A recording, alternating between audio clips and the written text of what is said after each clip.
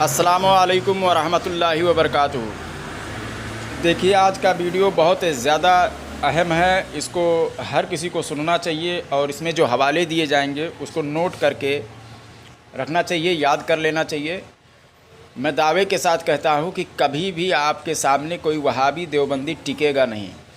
یہ جتنا بھی جو بدعت کہنے والے ہیں اور کہتے ہیں بریلیوں کا یہ غلط ہے، وہ غلط ہے، یہ غلط ہے، جو دنیا بھر کے الزامات وہ لوگ لگاتے ہیں وہ کبھی نہیں لگا پائیں گے اگر آپ نے صحیح طرح سے پورا سن لیا تو، اور اس کو ذہن میں بٹھا لیا، یاد کر لیا، نوٹ کر لیا، تو آپ چاہے دنیا کا کوئی بھی بڑے سے بڑا وہابی آ جائے گا آپ کے سامنے بھاگتا پھرے گا۔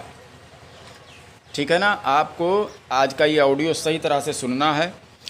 میں آپ کے سامنے ایک آڈیو لگاؤں گا، اس کا کیا نام سے حافظ علی اصغر جو دیوبندیوں کا مناظر ہے، لگ بھگ ہم اتنے دن سے 20 دیوبندیوں کے پاس، ان کے مفتیوں کے پاس میں ہم نے فون لگایا مگر کسی نے بات نہیں کی۔ کیوں؟ کیونکہ یہ لوگ آزمائے ہوئے ہیں، یہ جانتے ہیں کہ یہ جس کو پھنسا لے جائیں گے اپنے ہتھ کنڈے میں اسی سے بات کرتے ہیں، اور جس کو نہیں پھنسا پائیں گے اس سے بات نہیں کرتے ہیں، تو بہانے بناتے ہیں کہ یہ بہت بولتا ہے، بہت زیادہ یہ کرتا ہے، بہت وہ کرتا ہے۔ آج کے آڈیو میں علی اصغر نے دوسرا پروپیگنڈا رچا کہ تم نے کتنا پڑھا ہے، کیا کیا کیا نہیں کیا۔ ارے آج تم پوچھ رہے ہو، آج سال بھر سے بحث کر رہے ہو، تب تم نے کیوں نہیں پوچھا کہ میں کتنا پڑھا ہوا ہوں؟ یعنی پتہ کیا چلا کہ اس کو اپنی جان چھڑانی ہے بس، باقی اور کچھ نہیں، کیونکہ اس کا میں کئی مرتبہ بینڈ بجا چکا ہوں اور ان کی پوری ضروریت میں کوئی حلالی نہیں ہے۔ میں 50,000 لاکھ روپیہ جو بھی ہو جائے گا مجھ سے، میں اتنا انعام میں دینے کے لیے تیار ہوں۔ لگ بھگ ہم نے اس پر 1 لاکھ، ایک بار 10 لاکھ ہم نے کہا ہے دینے کے لیے۔ اگر 10 لاکھ بھی اگر وہ لوگ قائل ہو جائیں، اس پر بات کرنا چاہیں تو میں بات کرنے کے لیے تیار ہوں۔ میں سینکڑوں دلائل دوں گا کتاب و سنت کی روشنی میں، اور میں اتنا بتا رہا ہوں کہ بریلوی کا کوئی بھی عمل جو ہے پوری دنیا میں کوئی وہابی دیوبندی غلط نہیں ثابت کر پائے گا، ایک بھی نہیں غلط ثابت کر پائے گا۔ لیکن کیا کرتے ہیں؟ یہ کہتے ہیں کہ سارا کا سارا عمل ہی غلط ہے، مگر ایک بھی عمل غلط ثابت نہیں کر پائیں گے۔ یہ عوام کے اندر جا کر ایسا بولتے ہیں، ہم لوگوں سے سامنا کر کے بولیں نا کہ یہ غلط ہے، ثابت کر کے دکھائیں، کبھی نہیں ثابت کر پائیں گے۔ تو میں اس کا آڈیو لگاتا ہوں، وہ بھی سن لیں، اس کے بعد میں طاہر غیابی کا آڈیو لگاتا ہوں، اس کو بھی آپ سن لیں۔ اس کے بعد میں آگے تمام حوالے دیتا ہوں۔ یہاں پر زیادہ حوالے تو میں دوں گا نہیں، پھر بھی 30-35 حوالے جو بھی ہیں وہ میں دوں گا، لیکن ان سے جب یہ مجھ سے مناظرہ کریں میں سینکڑوں حوالے دینے کے لیے تیار ہوں۔ ٹھیک ہے نا؟ آڈیو کو سنیں بغور اور اس کو ذہن میں بٹھا لیں۔ السلام علیکم ورحمۃ اللہ وبرکاتہ۔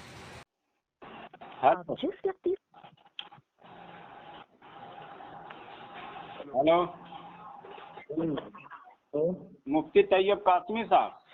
علی اصغر بول رہا ہوں۔ علی اصغر، کیا ہوا؟ میرا نمبر تم نے تو بلینک لسٹ میں ڈالا ہوا ہے۔ اچھا لگا ہوں ابھی چندے لینے کی کیا؟ جلال الدین کی جماعت میں شامل ہوئے، چندے لینے کی کیا؟ سنو، میں بول رہا ہوں آپ نے میرا نمبر بلینک لسٹ میں کیوں ڈالا ہوا ہے؟ تو بک بک کرنے والے شرابی سے بات نہیں کرتے میں؟ جھوٹ بول کر جب نکلو گے تو بک بک ہوگا ہی نا۔ ابھی بھی سنے گا نہیں نا؟ کیا سناؤ گے؟ کیا سنائے گا؟ میرا نمبر اگر کوئی تجھ جیسا نالائق کبھی بات سنو۔ ہلو، خباثت کی باتیں کرتا ہو، فون میں نے لگایا، پہلے بات سنو۔ یہ دیکھو، ان کی اوقات نہیں ہے، ان کی پوری ضروریت میں علمی بات کر لے مجھ سے۔ میں غلامی کروں گا پوری دنیا میں، دیوبندیت میں کوئی علمی بات آرام سے نہیں کر سکتا مجھ سے۔ ابھی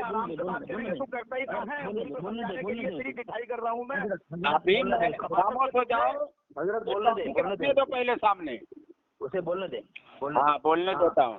علمی بات کرے گا بولتا ہے، خاموش ہو جاؤ، پھر بولو جتنا بولنا رہے گا۔ تو عالم ہے، میں جو بول رہا ہوں وہ سنو پہلے۔ تو علمی بات کرے گا، عالم ہے تو علمی بات پھر ابھی پتہ چل جائے گا کون علمی بات کرتا ہے۔ علمی بات تو عالم کرتا ہے، تو دیکھو یہ بات ہی نہیں کرے گا، اس کو بہانہ ڈھونڈنا ہے۔ میں بتا رہا ہوں پوری دنیا دیوبندیت میں کوئی حلالی ہو اسی سے بات کر لیں۔ پہلے بتا تو عالم ہے تو؟ میں طالب علم ہوں۔ तालिब इल्म कौन शोरूम पढ़ता है? क्यों? कौन सा शोरूम पढ़ता है? और तू कौन सा पढ़ता है? सब पढ़ता है। तेरी जमात में तो कोई आलिम ही नहीं है, जाहिल ही है सब। अरे नामुसर पढ़ता है, नामुसर बताऊंगा। पूरी दुनिया में तुम्हारे जाहिली भरे पड़े हैं। अरे सुनना आलिम है तो तारीख आबी ने अपने रिकॉर्डिंग में एक उसूल बताया है वीडियो में, शोबे में तो भागेगा भागेगा ये भागेगा, सिर्फ कभी का भागेगा भागेगा, तू जिंदगी भर भागेगा। ये ब्लैक लिस्ट में डाला हुआ है। मैं ऐसा सवाल करूंगा कि मौलवी कुछ बोलता है, आमिर कुछ बोलता है, ये कुछ बोलेगा। शोबे में पढ़ता है, पढ़ता हूँ, क्या करता हूँ वो सब छोड़िए। मुझको 7 साल से लाखों लोग मुझे जानते हैं। सुनो, तूने कहा मैं तालिब हाँ खुद अंदाजा लगा ले, इससे नाम की तारीफ करवाओ। हाँ अरे सुनो, तारीफ कर। ताहिर गयावी अपने वीडियो में सहाबा ने कहीं पर चादर चढ़ाया कब्र पर, हम की तारीफ कर। अब देखो तारीफ करेगा तो तालिब इल्म का प्याला पी लेगा। अंदाजा लगा मैं जहर का प्याला पी सकता है। अरे तुम लोग तो बिदात की तारीफ सिर्फ और क्या नाम से तौहीद की तारीफ कुछ भी नहीं कर पाओगे तुम लोग। किसे कहते हैं? तो कुछ भी नहीं कर पाओगे तुम लोग। किस क्लास में पढ़ता है? कोई कुछ अरे तू किस क्लास में पढ़ता है? तू किस क्लास में पढ़ता है? मैं तालिब इल्म हुई नहीं, मैं मदरसे में पढ़ता ही नहीं, मैं इमामत करता हूँ मैं। अच्छा तू इमामत करता है?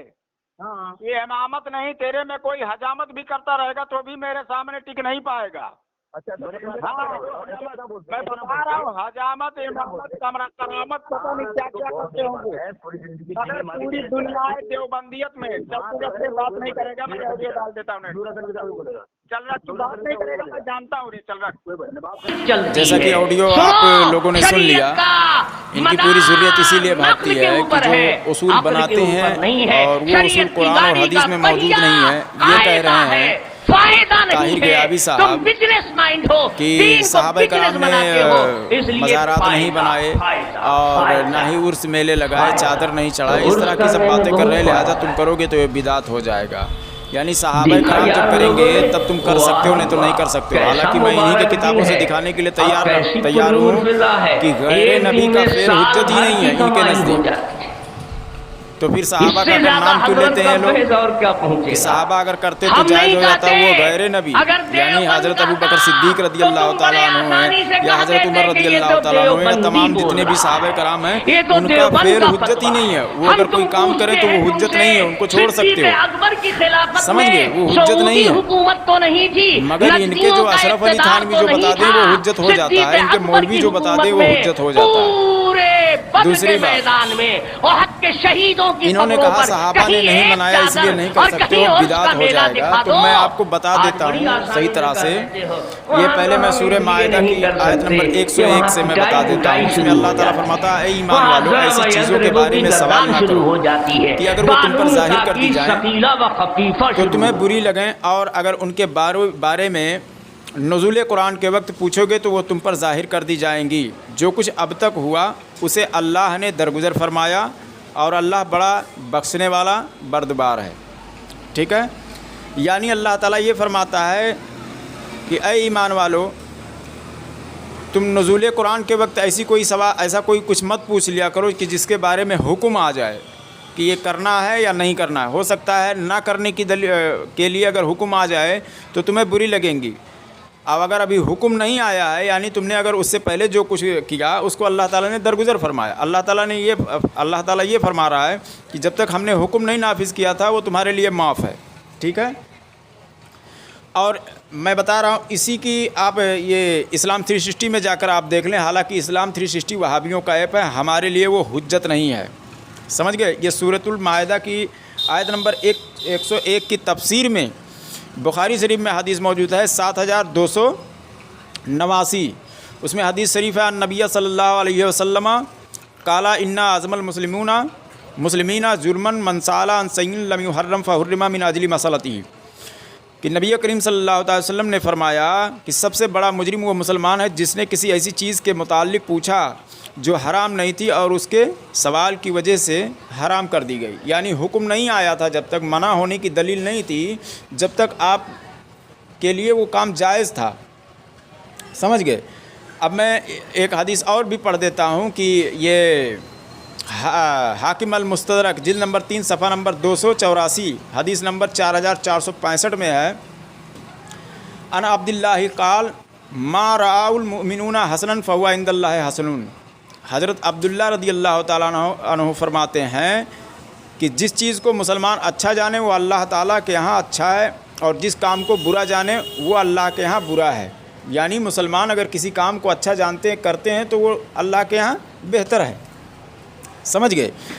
آپ حاکم المستدرک جلد نمبر 1 میں جائیں اور اس میں کتاب الجنائز آپ کھولیں، پہلی حدیث کتاب الجنائز کی پہلی حدیث ملے گی، حاکم المستدرک کی 1254 نمبر کی حدیث، ٹھیک ہے۔ اس میں آپ جائیں گے پڑھیں گے، اس میں ہے حضرت ام فضل رضی اللہ تعالی عنہا فرماتی ہیں کہ رسول صلی اللہ تعالی علیہ وسلم ان کے یہاں تشریف لائے تو آپ کے چچا حضرت عباس رضی اللہ تعالیٰ عنہ بہت شدید بیمار تھے۔ حضرت عباس رضی اللہ تعالیٰ عنہ نے موت کی تمنا کی، صحیح طرح سے سنیں اس کو، موت کی تمنا کی تو رسول صلی اللہ تعالی وسلم نے ان سے فرمایا، اے چچا موت کی تمنا مت کرو، کیونکہ اگر تم نیک ہو تو موت جتنی دیر سے آئے گی آپ کی نیکیوں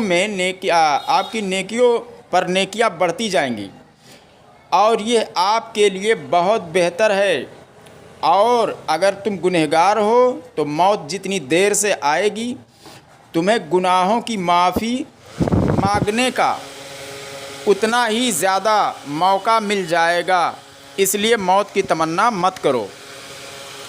اب دیکھیے امام حاکم آگے کیا لکھتے ہیں کہ یہ حدیث جو ہے امام بخاری اور امام مسلم رضی اللہ تعالیٰ عنہ کے معیار کے مطابق صحیح ہے، لیکن شیخین نے اسے ان الفاظ کے ہمراہ نقل نہیں کیا، جبکہ امام بخاری اور امام مسلم رضی اللہ تعالیٰ عنہ دونوں نے قیس کے حوالے سے خباب کا یہ بیان نقل کیا ہے کہ اگر رسول صلی اللہ تعالی وسلم نے موت کی تمنا کرنے سے منع نہ کیا ہوتا تو میں موت کی تمنا کرتا۔ صحابہ کرام کا نظریہ دیکھیے کہ اگر حضور صلی اللہ علیہ وسلم نے منع نہ کیا ہوتا تو میں یہ کام کرتا، سمجھ رہے ہیں؟ یعنی اصول اور ضابطہ جو یہ ہے اور صحابہ کرام کا جو نظریہ ہے کہ جب تک شریعت میں منع ہونے کی دلیل نہیں ہے اس کو کر سکتے ہو، سمجھ گئے۔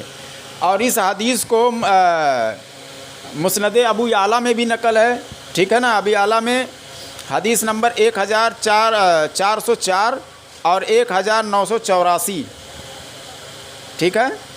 اور اس کو امام طبرانی نے بھی معجم الکبیر میں بھی لکھا ہے 1404 اور 1983، سمجھ رہے ہیں؟ یہ حدیث ایسی موجود ہے، لیکن صحابہ کرام کا کیا نظریہ ہے کہ حضور صلی اللہ علیہ وسلم نے منع نہیں کیا ہے تو ہم اس کام کو کر سکتے ہیں۔ اب یہ لوگ منع نہیں بھی رہتا تو بھی کہتے ہیں نہیں، یہ اصول بنا کر لاتے ہیں کہ صحابہ نے نہیں کیا تو اس کو نہیں کر سکتے، جبکہ ایسا کچھ بھی نہیں ہے، شریعت میں اس کی کوئی گنجائش ہی نہیں ہے، سمجھ گئے۔ جیسے کہ سنن ابن ماجہ میں حدیث شریف ہے 3367، ٹھیک ہے نا، کہ سئل رسول اللہ صلی اللہ علیہ وسلم عن السمن والجبن والفرائی قال الحلال ما احل اللہ فی کتابہ والحرام ما حرم اللہ فی کتابہ وما سکت عنہ فہو مما عفا عنہ۔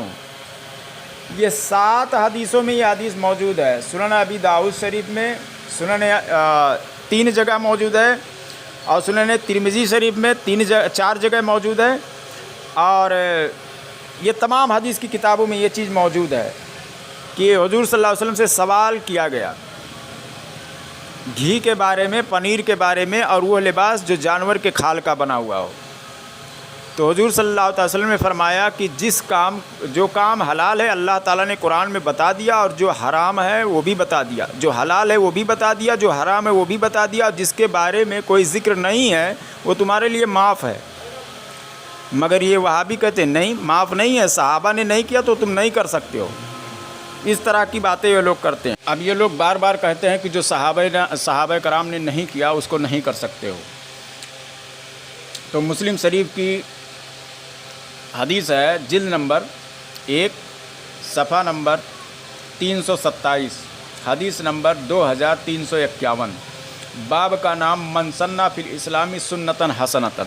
ہمارے پاس جو ایڈیشن ہے صحیح مسلم کی کتاب العلم میں باب من سنّ فی الاسلام سنتاً حسنتاً، جلد نمبر 2 صفحہ نمبر 341 ہے، ٹھیک ہے نا۔ یہ کراچی سے چھپی ہوئی ہے، میں اس کے حوالے سے پڑھ دیتا ہوں کہ اس میں ہے کہ نبی اکرم صلی اللہ علیہ وسلم نے ارشاد فرمایا، من سنّ فی الاسلام سنتاً حسنتاً فلہ اجرھا واجر من عمل بها بعدہ من غیر ان ینقص من اجورہم شیء ومن سنّ فی الاسلام سنتاً سیئۃ کان علیہ وزرھا ووزر من عمل بها بعدہ من غیر ان ینقص من اجورہم شیء۔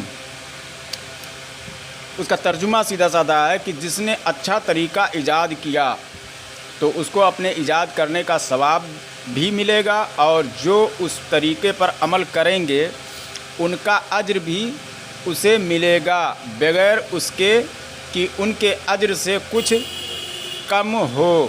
اور جس نے اسلام میں برا طریقہ ایجاد کیا تو اس کو اپنے ایجاد کرنے کا گناہ بھی ملے گا، اور جو اس طریقے پر عمل کریں گے ان کا گناہ بھی اسے ملے گا، بغیر اس کے کہ ان کے گناہ میں کچھ کم ہو۔ سمجھ گئے؟ اب یہ لوگ بار بار جو کہتے ہیں کہ یہ بدعت ہے، یہ شرک ہے، یہ ایسا ہے ویسا، دنیا بھر کی باتیں کرتے ہیں، سمجھ گئے؟ امام حجر عسقلانی فتح الباری شرح البخاری میں جلد نمبر 9 صفحہ نمبر 18 پر غالباً وہ لکھتے ہیں کہ کسی کام کا کرنا جائز ہونے کی دلیل ہے، نہ کرنا منع ہونے کی دلیل نہیں ہے۔ اور جلد نمبر 4 میں امام حجر عسقلانی فتح الباری شرح البخاری جلد نمبر 4 صفحہ نمبر 318 پر لکھتے ہیں، ٹھیک ہے، والبدعۃ اصلھا ما احدث علی غیر مثال سابق، جو بغیر سابقہ مثال کے نیا کام ایجاد کیا جائے وہ بدعت ہے، ٹھیک ہے نا۔ وتطلق فی شرع فی مقابل سنہ،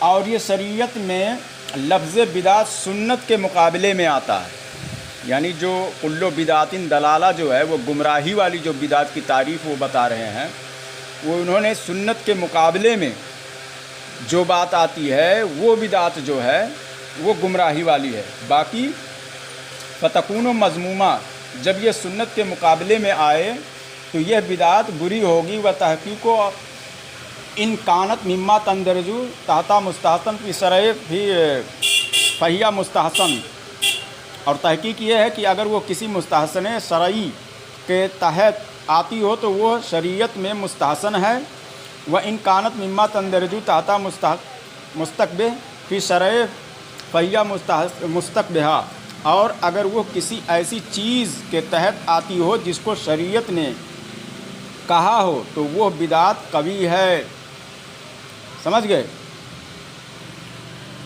تو یہ جو بدعت کی تعریف جو بتاتے ہیں جو محدثین ہیں، آگے وہ لکھتے ہیں وَإِلَّا فَهِيَ من قسم المباح، اور اگر وہ مستقبہ کے تحت بھی نہیں ہے اور مستحسن کے تحت بھی نہیں ہے تو وہ مباح ہے، تو چل جائے گا، جائز ہے وہ۔ اور اسی کو ہدیۃ المہدی میں بھی لکھا ہے وہابیوں کے عالم نے، اور اسی چیز کو دیوبندیوں کے بھی عالم نے لکھا، اشرف علی تھانوی نے بوادر النوادر میں، ٹھیک ہے، اس نے لکھا ہے جواز کے لیے یہی دلیل کافی ہے کہ عدم جواز کی کوئی دلیل نہ ہو، یعنی کسی کام کے جائز ہونے کی بس اتنی ہی دلیل ہے، کافی ہے کہ منع کی دلیل نہ موجود ہو تو اس کام کو کر سکتے ہیں۔ یہ اپنے باپ دادا کو بھی چھوڑ دیتے ہیں، کیونکہ ان کو بریلیوں کو بدعتی اور مشرک کہنے سے فرصت ہی نہیں ملتا ہے، سمجھ گئے؟ اور یہ بوادر النوادر میں صفحہ نمبر 458 پر لکھا ہے اس نے، ٹھیک ہے۔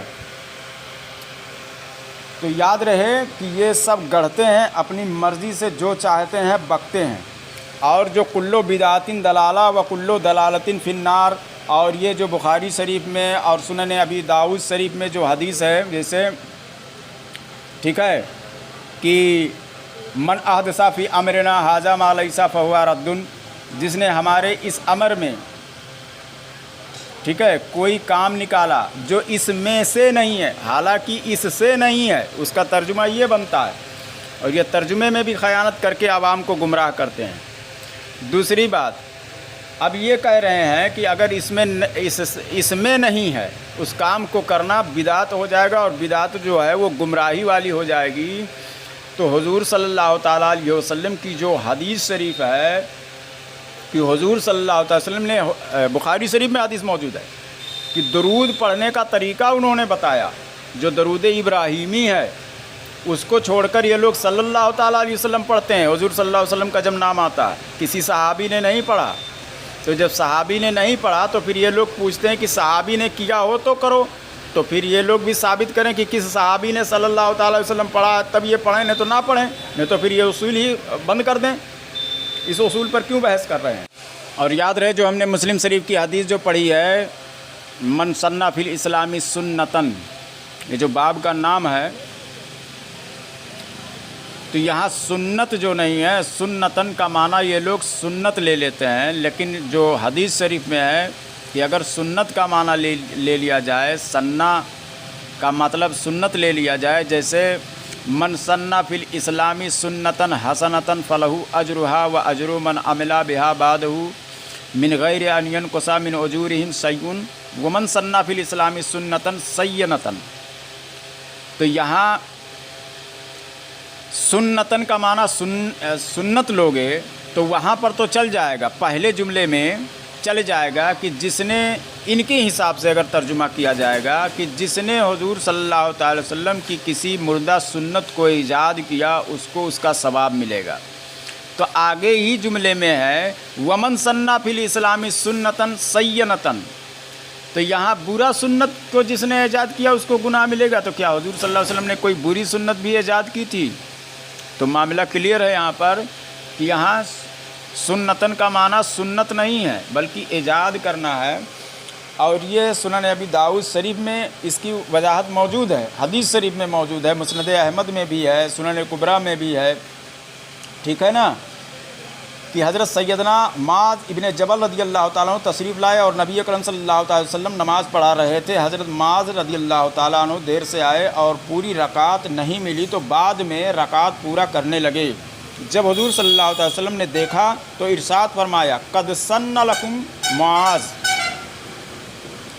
فہکذا فعلوا، تمہارے لیے معاذ نے یہ طریقہ ایجاد کیا ہے، جس کی رکعتیں رہ جائیں تو تم بھی ایسا کر لیا کرو۔ سمجھ گئے؟ یہ تمام حدیثیں میں پیش کر سکتا ہوں، میں نے کہا تھا بہت سارے حوالے دوں گا، لیکن رہنے دیجئے، اتنا کافی ہے، آپ ذہن میں بٹھا لیں، بہت ساری حدیثیں موجود ہیں، ٹھیک ہے نا۔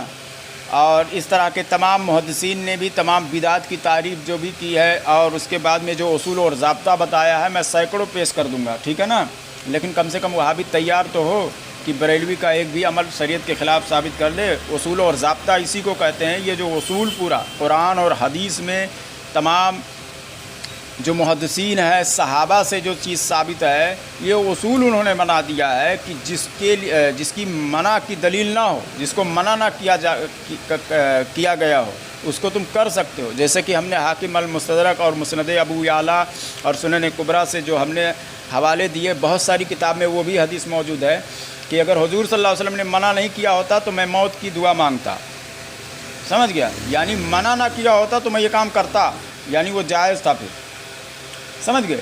تو یہ سب چیزیں موجود ہیں، یہ اصول موجود ہے، یہ ضابطہ موجود ہے۔ اب یہ اصول اور ضابطے پہ قائم رہیں، قرآن اور حدیث سے وہ لوگ مطلب یہ ایسا جو وہ اصول بناتے ہیں کہ صحابہ نے نہیں کیا اس کو نہیں کر سکتے ہو، تو کہیں پڑھ کر دکھا دیں کہ کسی محدث نے لکھا ہو کہ صحابہ نے نہیں کیا تو نہیں کر سکتے ہو، ایسا کسی کتاب میں نہیں موجود ہے، یہ ان کا اپنا بنایا ہوا ہے، سمجھ گئے، جو خود ایک بدعت ہے کہ شریعت میں اپنی مرضی چلا رہے ہیں۔ ان کو بریلیوں کو جو ہے بدعتی بولنا ہے نا، کیونکہ اپنا مذہب باطل مذہب ہے، اپنا باطل دھرم چمکانا ہے، تو اس طرح کی یہ لوگ باتیں کرتے ہیں، ان لوگوں سے دور رہیں۔ اگلے ویڈیو میں اور کچھ حوالے میں دوں گا، اس میں بس اتنا ہی، اور ویڈیو کے بارے میں ضرور کمنٹ باکس میں بتائیں اور اپنی رائے پیش کریں، ویڈیو کو زیادہ سے زیادہ شیئر کریں، چینل کو سبسکرائب کریں۔ السلام علیکم ورحمۃ اللہ وبرکاتہ۔